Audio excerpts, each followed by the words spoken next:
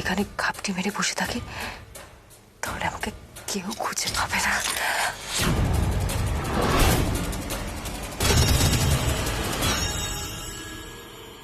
কঙ্কাল বাবা, আমার কোনো দোষ নেই, বিশ্বাস করো। আমি বুঝতে পারিনি তুমি এই খাটের তলায় আছো। কাকে মেরে খাটের নিচে শুয়ে রেখেছে ভগবান জানে। ও কঙ্কাল বাবা, কঙ্কাল বাবা, আমি তোমাকে প্রমিস করছি আমি তোমায় ডিস্টার্ব করবো না। আমি একদম ডিস্টার্ব করবো না। তুমি যদি আমাকে প্লিজ।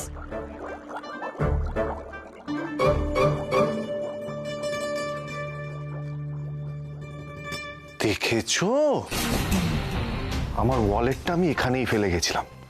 উফ, ও তীর্থদা, আপনি যান এখান থেকে, নাহলে গোয়েন্দাগিরি করতে এসে ভয় আমি অক্কা যাবো। খাটের তলায় আরো একটা কঙ্কালের সংখ্যা বেড়ে যাবে।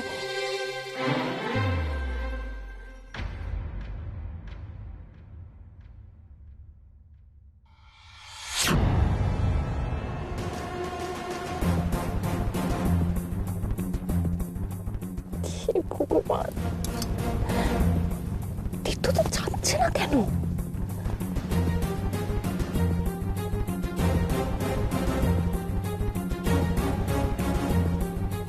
বিথি যখন ঘরে নেই তখন সুযোগের সৎ ব্যবহারটা তো করতেই হয়। সুযোগ, যোগ, যোগ মানেই ভোগ।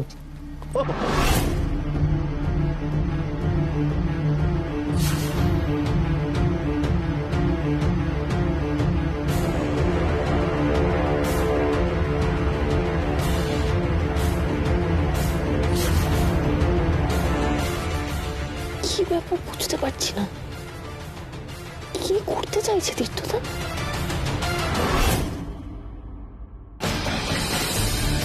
এটা কি হচ্ছে?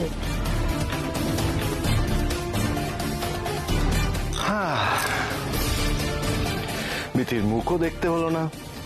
এদিকে দেখো, একটা পেন্ডিং কাজ এন্ডিং হয়ে গেল।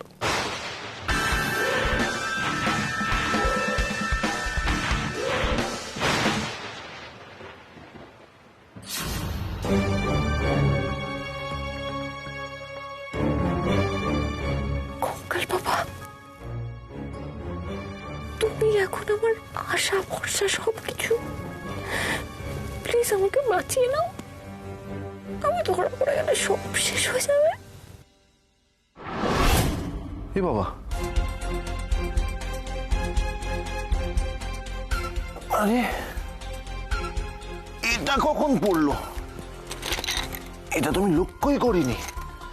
বাবা, জায়গার জিনিস জায়গায় রেখে দিন, না হলে একবার যদি বুঝতে পারে ও ঘরে নেই, এই সময় যদি আমি ঘরে ঢুকেছি জানতে পারে, তাহলে তো ঝামেলা করে মাথার 12:30 বাজিয়ে দেবে। এটা কোথায়? ওই দিক থেকেই পড়েছে মনে হয়। হ্যাঁ, আর কিছু ফেলিনি তো? না।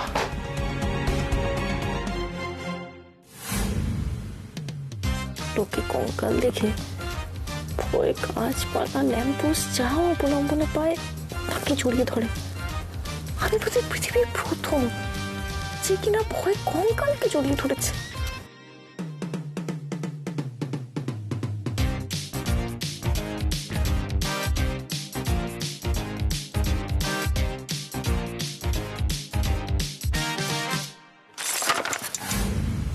সরি,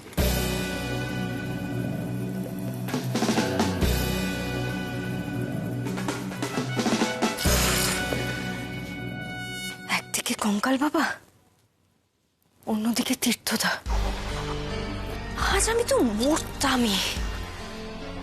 আচ্ছা, একটা জিনিস বুঝতে পারছি না, বিথিদি হঠাৎ কঙ্কাল খাটের তলায় রাখতে গেল কেন? আমি আবার সেই কঙ্কালকে জড়িয়ে শুয়েছিলাম এতক্ষণ। থাক, আজকে আর একে ঘাটিয়ে লাভ নেই।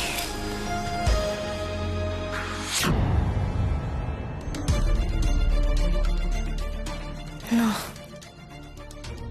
চলে গেলে তো হবে না। একবার যখন একটা সূত্র পেয়েছি সেটাকে সলভ করতেই হবে। কোনো একদম ভয় পাস না, আজ তোর কপালে এই কঙ্কালই নাচছে। বিক্রম, এবার কিন্তু সবকিছু লিমিট ক্রস করে যাচ্ছিস তুই। এই ব্যবসাটা আমরা তিনজন মিলে সামলাই, তুই একা কোনো ডিসিশন কখনোই নিতে পারিস না। What is this Vikram? তুই একটা প্রজেক্ট নিয়েছিস, সেটা আমাদের কাউকে জানাসনি পর্যন্ত। এর মানেটা কি? This is not done. তুই এইভাবে কাজ করতে পারিস না। না, আমি তো প্রবলেমটা বুঝতে পারছি না। ক্লায়েন্ট ডিলিং থেকে শুরু করে প্রজেক্ট কোনটা অ্যাকসেপ্ট করা হবে সেই ডিসিশন তো চিরকাল আমিই নিই। এক্স্যাক্টলি। তুই আজকে এত রিয়াক্ট করছিস কেন সেটাই তো বুঝতে পারছি না। কি হয়েছে তোর? মুড অফ নাকি? মানে সকালবেলা আপনার ঘরে যখন ওষুধের কথাটা বলতে গিয়েছিলাম তখন দেখলাম অনামিকা ম্যাডাম আপনার ঘরে কিছু খুঁজছিলেন। তুই এই বিষয় নিয়ে একটা কথাও বলবি না। সারাদিন ফুর্তি করে বেড়াস, কখনো ডিস্ক, কখনো ক্লাব, কখনো পাব। কোনোদিন এই ব্যবসার সম্বন্ধে খবর নিয়েছিস? কি হচ্ছে কি হচ্ছে না কখনো জানতে চেয়েছিস? জানতে চাসনি। যে জিনিসটা সম্বন্ধে জানিস না সেটা নিয়ে আর একটা কথাও বলবি না। আচ্ছা বাবা, তাহলে আমাকে ডাকলি কেন? নিজে সামলে নে। Enough enough of you guys already. এসব কি হচ্ছেটা কি? দাদা, তোর কোনো সমস্যা থাকলে তুই আমাকে বল, আমি সলভ করার চেষ্টা করছি। কিন্তু এভাবে নিজেদের মধ্যে ঝামেলা পাকাস না। তুই জানিস আমি কমপ্লিকেশন পছন্দ করি না। বিক্রম, তুই এতটাও উদাসীন সাজার চেষ্টা করিস না। এমন একটা ভাব করছিস যেন কোনো কিছুতেই তোর কোনো রকম ইন্টারেস্ট নেই। এদিকে সাইড বাই সাইড আমাকে সরানোর খেলাটা খেলে যাচ্ছিস, যেটা আমি খুব ভালো করেই বুঝতে পারছি। আর হ্যাঁ, এই খেলাটাতে তুই এতটাই নিচে নেমে গেছিস যে অনামিকাকে শুদ্ধ টানছিস। ছি ছি ছি ছি, এটা তোর কাছ থেকে এক্সপেক্টেড নয়। মানে কি বলতে চাইছিস তুই? মানেটা বুঝতে পারছিস না, তাই না? তাহলে যা গিয়ে অনামিকাকে জিজ্ঞেস কর। দাদা ভাই মাথাটা না ধীরে ধীরে খারাপ হয়ে যাচ্ছে। যা নয় তাই মুখে এলো বলে চলে গেল। হ্যাঁ, কিন্তু অনামিকার বিষয়ে কি বললো কথাটা? তুই ছাড় না এসব কথা, যত সব ভুলভাল, ওর কথায় কান দিস না। হচ্ছে বিজনেস নিয়ে কথা, রাগ হয়েছে বলে বৌদির নামে কি সব বলে চলে গেল। ব্যাপারটা উল্টো নয় তো? অনামিকা কিছু করছে না তো?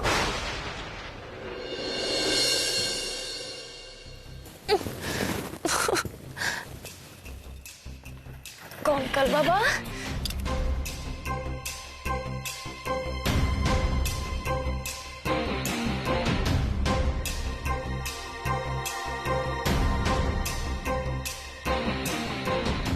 কঙ্কাল বাবা, তোমাকে একটা রিকোয়েস্ট করছি।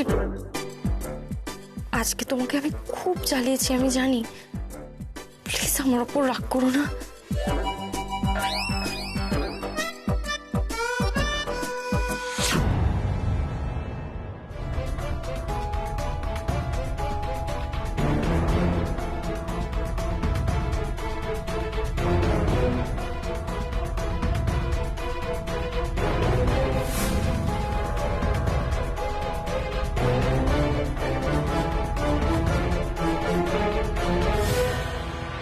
তুমি কি জানো, ও খুব ভালো স্টুডেন্ট ছিল। ও ডাক্তারি পড়তো।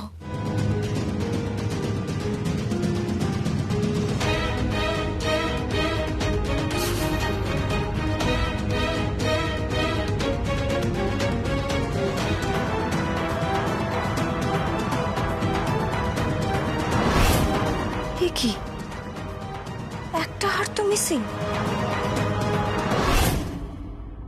পুলিশের ব্যবস্থা হয়ে গেছে, তোমরা চিন্তা করো না।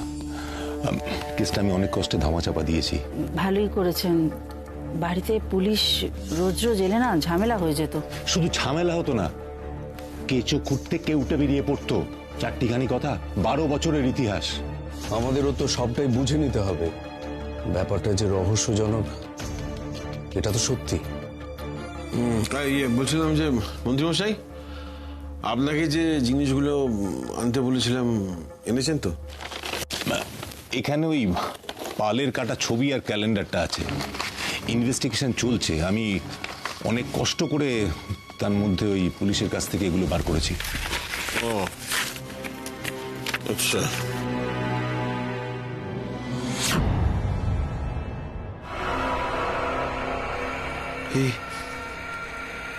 এই যে এই ছবিটা তো সেই দিন আমাদের এই বাড়িতেই তোলা। আর এই যে ক্যালেন্ডারে এই যে ডেটটা মার্ক করা রয়েছে, এই ডেটেই তো পাল মারা গিয়েছিল।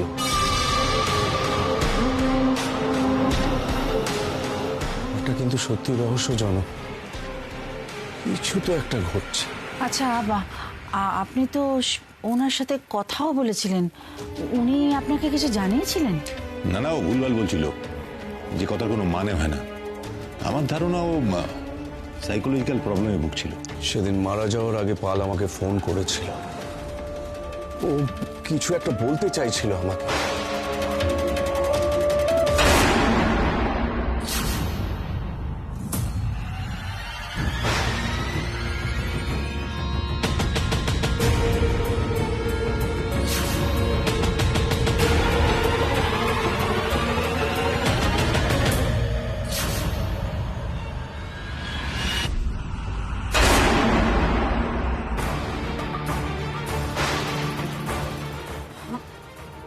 আমি চা নিয়ে এসেছিলাম।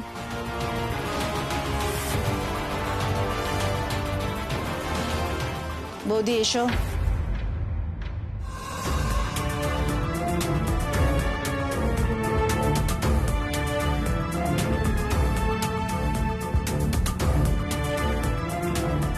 ঠিক আছে।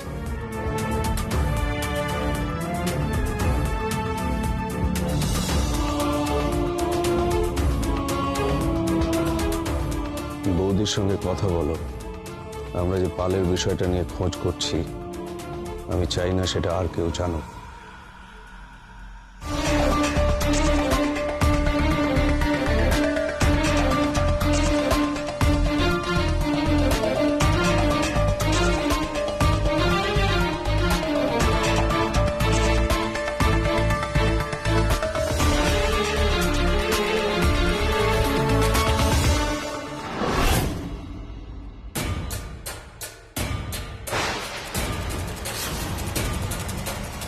প্রথমে লাল কালি অদৃশ্য হয়ে যাওয়া,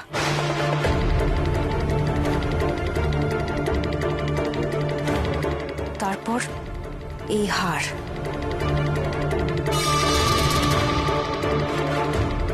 সবটা মিলে যাচ্ছে। আমি আমার লক্ষ্যের খুব কাছাকাছি পৌঁছে গেছি। আর জাস্ট একটা স্টেপ, তারপরেই পর্দাফাঁস।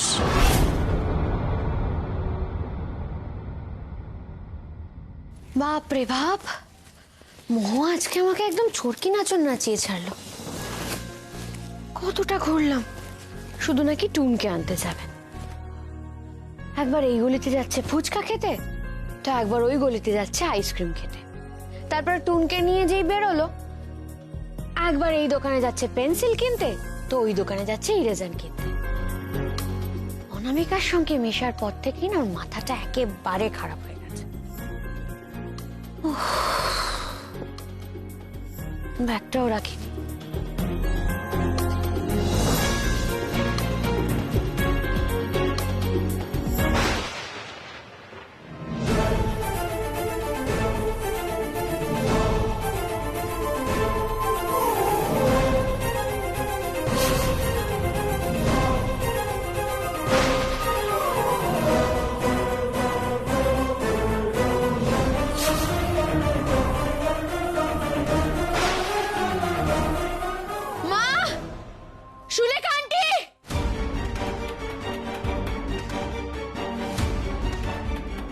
এসেছিল আমার ঘরে। আমি আমার ঘরের জিনিসপত্র দেখে বুঝতে পারছি কেউ আমার ঘরে ঢুকেছিল। কে ঢুকেছিল আমার ঘরে? কেন বলুন তো, কোনো সমস্যা হয়েছে নাকি? হয়েছে, সমস্যা হয়েছে। আমার ঘরে কেউ এলে আমার জিনিসপত্রে হাত দিলে আমি বুঝতে পারি। এই যে বইগুলো সব ওলট পালট করে রাখা ছিল। আর ওই যে ড্রয়ারটা খোলার চেষ্টা করেছিল।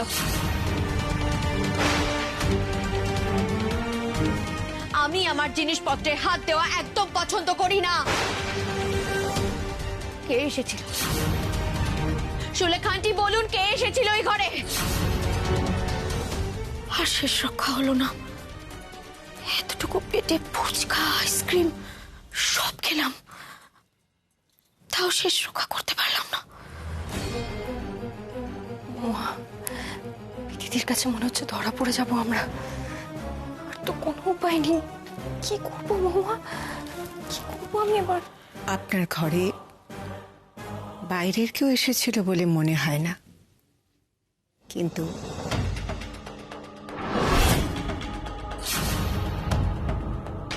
কিন্তু কি? বাইরের কেউ নয় ম্যাডাম, চেনা কেউ এসেছিল।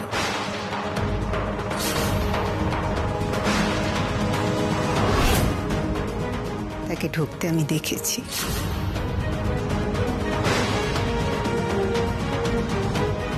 সুলেখা আন্টি মনে হয় আমাকে দেখে ফেলেছে মহুয়া।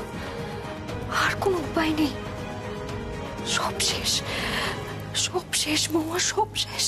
অনামিকা চলো এখান থেকে, চলো, আমাদের অন্য কিছু ভাবতে হবে। আপনি বেরিয়ে যাবার পর আপনার ঘরে আমি একটা কাজ করি, আমি নিজেই বরঞ্চ সব সত্যি কথা বলে দিই। তীর্থ স্যার ঢুকেছিলেন।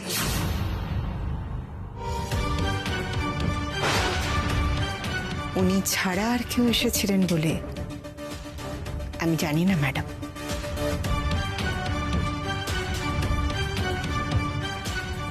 জগন্নাথ দেবের দয়ায় আজকে তুমি বেঁচে গেলে অনামিকা, সঙ্গে আমিও বাঁচলাম।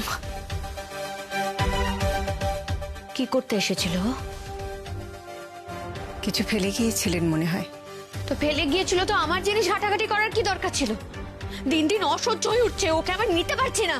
সুলেখা আন্টি, এরপর থেকে যদি তীর্থ এই বাড়িতে আসে আমি না থাকাকালীন, তাহলে যেন সবার আগে আমাকে ইনফর্ম করা হয়। চলো চলো এখান থেকে চলো।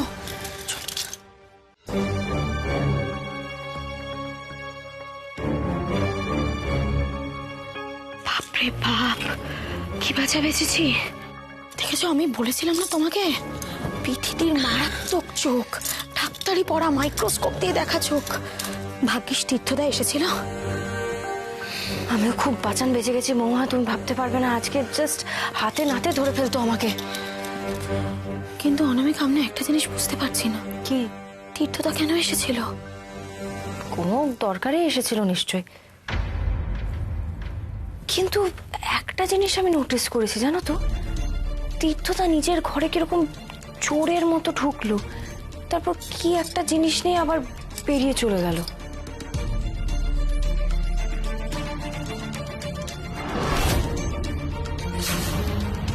আচ্ছা শোনো, এসব কথা ছাড়ো, আসল কথাটা বলো।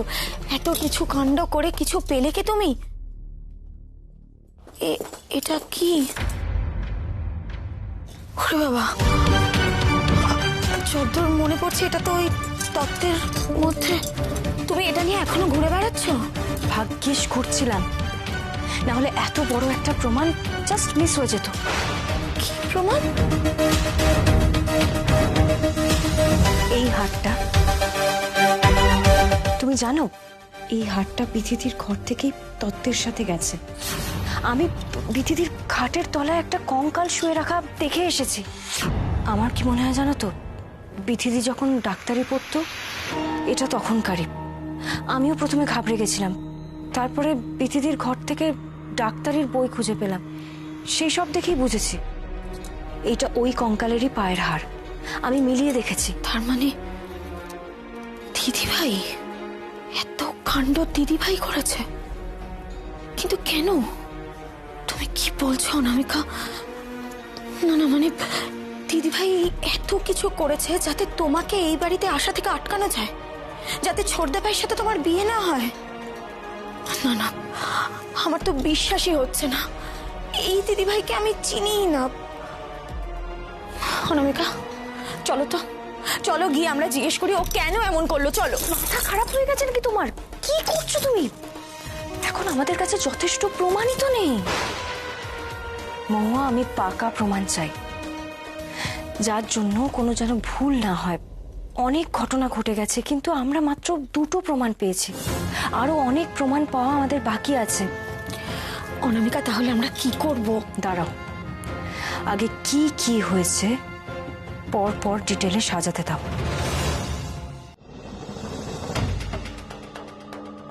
বেনামি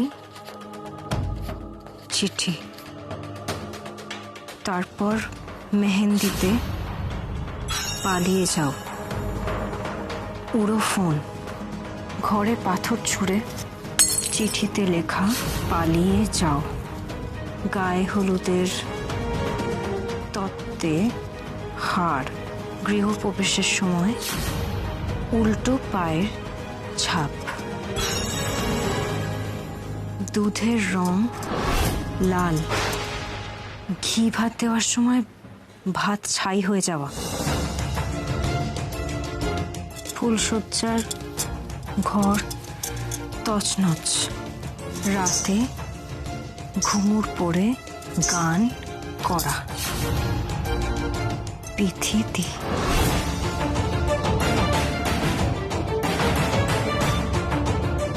এই এত কিছু করেছে দিদি ভাই, তুমি কি করে প্রমাণ করবে এত কিছু?